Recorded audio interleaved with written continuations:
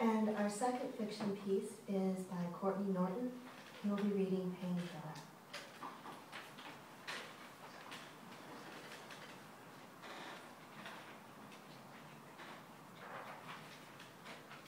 Hello.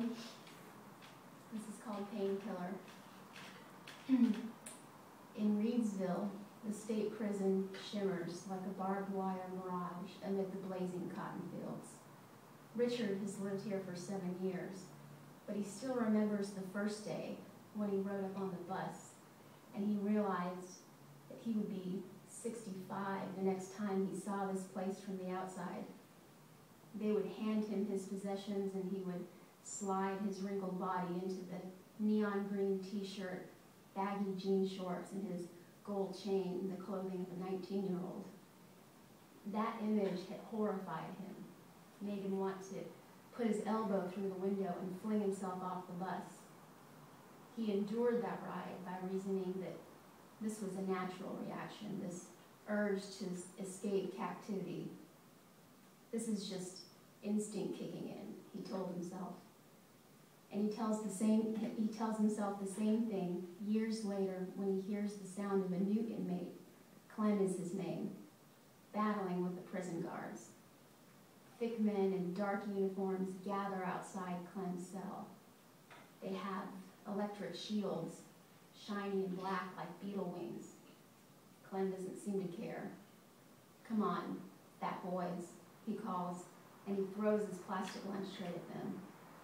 In his hand is a pried-off chair leg with the bent nail sticking out of it. Voltage hums. Richard ignores the scuffle, the sound of a plastic tray snapping, the hollow rattle of a tear gas canister against a wall, the heavy breathing. He looks out the window beyond the crisscross bars where the sky is the color of an old bruise, purple in the middle and fading to green. He wants to go outside, away from the noise. He wants this about as much as he wants anything in life, which is to say, dispassionately and without much hope of getting it. It's good to want things. That's what he used to say in his former life, even to Pam, his mother, when she knelt and begged him to behave. "I just want you to listen to me for once," she cried. Clear ropes of snot dangling, her hair like shaggy Spanish moss. He said, "It's good to want things, Pam." He was hard to handle back then, he admits that.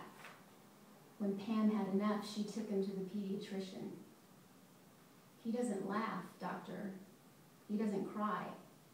Yesterday, he stabbed a kid with a pencil. I asked him to take the Christmas tree down and he dragged it to the curb and set it on fire. Is that normal, doctor?" Richard remembered standing over the burning Douglas fir watching the ornaments melt. The fire attracted Mr. Patel, a neighbor from across the street who pedaled out on his silver Schwinn bicycle yelling, "What are you doing, boy?" When Pam got there, Mr. Patel looked at her with this kind of embarrassed pity. Pity from Mr. Patel. The man wore plastic sandals with socks and rode around on his metal bike. But that got to Pam, the way Patel had lowered his balding head. She whispered to the pediatrician, "Is there something we could give him, doctor?" Pam and the doctor decided on Ritalin. Later, they added antidepressants and various anti-anxiety pills. They were like cooks making a salad, experimenting with the ingredients, changing the dosages, tossing things in just to see what they'd do. If Richard cared, he would have told them that he felt exactly the same, just lazier. Instead, he played video games with an intensity that Pam allowed because at least he wasn't causing trouble. For hours, he lost himself in that swollen world where he was a hero. He liked taking painkillers while he played video games. His medication, he'd learned, had a street value. He traded his Ritalin for things like Vicodin, Lortab, and OxyContin. things that gave him a floating, careless feeling, and he welcomed that rush of numbness. Eventually, he got carried away. He started buying pills from anyone, even old Bill Walker. Much like Richard's father, Bill was mean, meanest when he was smiling. What you remember about Richard's old man, before he came at you swinging, before you curled up inside yourself like a nautilus shell, were those white teeth flashing a grin. And the next time someone smiled at you, even in kindness, you would flinch. But Richard rarely thinks about his long-gone dad. He often thinks about Bill, that purveyor of prescription narcotics. He would meet Bill at crowded locations, like the high school auditorium where Bill's daughter Nicole had a violin recital. Nicole emerged on stage unsmiling. She gripped her violin by its neck. It was the same way Clem had held that chair leg. She didn't look for Bill in the audience. She seemed to concentrate on not seeing him. In her black sequin gown, she was beautiful, the knobs of her hip bones pushing against the shimmering fabric. She seemed angry, or maybe Richard was just imagining that she took her bow to the strings the way a mugger holds his knife to the victim's neck, and with her chin clamped to the wood, she began to saw, cutting quick notes, her thin body jerking like a bird caught in the wind.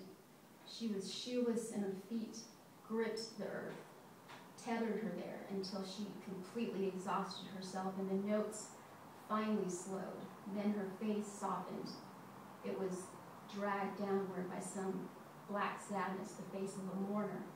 She hovered over the violin, attended to it, pulled from it long, agonizing notes, the sound like a licked finger around the rim of a wine glass.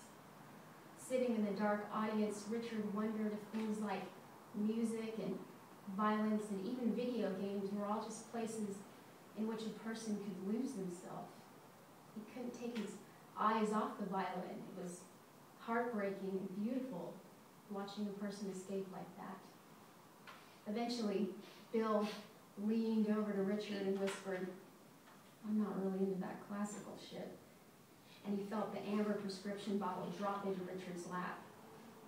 Now, in his prison cell, Richard hears the clatter of Clem's contraband chair leg hitting the floor.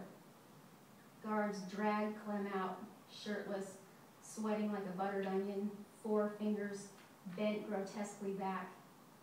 Once the nurse pops his fingers into place, he'll be locked in isolated desegregation, and then they'll question Richard. "You were with Clem on kitchen duty. Did you see anything?" What Richard had seen was a man on the verge of snapping, pulled tight like a rubber band. In the kitchen, Clem and Richard had fixed vats of potato salad while outside the sky darkened. It thundered, a lion's roar of sound that seemed to agitate Clem. He threw the boiled potatoes against the cutting board hard enough to split the skins. He hurled the celery into the bowl, haphazardly chopped. He didn't drain the tin of olives, he just dumped it in, juice and all, not caring that the salad would be salty. And Richard noticed something, a concentration in Clem's eyes, like a gymnast on a balance beam. "Don't try anything," Richard cautioned as he wobbled on a rickety metal stool. "They count the knives before we leave. The forks, twine, can lids, anything that could be a weapon, they count it." "Did I ask for advice, Lifer?" Clem asked. Richard thinks Clem wants to escape, and who could blame him? Richard still remembers sitting in his car after the violin player's recital with her lovely, unbearable music humming through him. And when he could tolerate it no more, he swallowed 6 of Bill's painkillers. Later, he would tell the police that he blacked out. It was a lie, though. He remembered it. Driving through the ultra-colorful streets, the street lamps swaying like soft grass, and then a flash of silver off in the distance. He wanted it. It was good to want things. The silver object shimmered closer, and then it was there, right in the path of 3,000 pounds of Honda Accord, a shriek of metal and splitting glass and howling tires and ice-cold adrenaline sobered Richard. And when everything was still, a terrible odor, like hot pennies in a moist palm, the smell of blood, rose up from the street. The asphalt was littered. A sock, a plastic sandal, a silver Schwinn bicycle shredded like Christmas tinsel. Richard knelt beside Mr. Patel's ruined body. In video games, the victims die quickly. Richard, the inmate, now watches Clem heat potato salad into metal containers, and it's stained with olive juice. He stands up from his rickety stool, and the thing wobbles precariously. He slides the stool toward the other inmate. "Careful with that," he says to Clem. "One of those chair legs is about to come loose."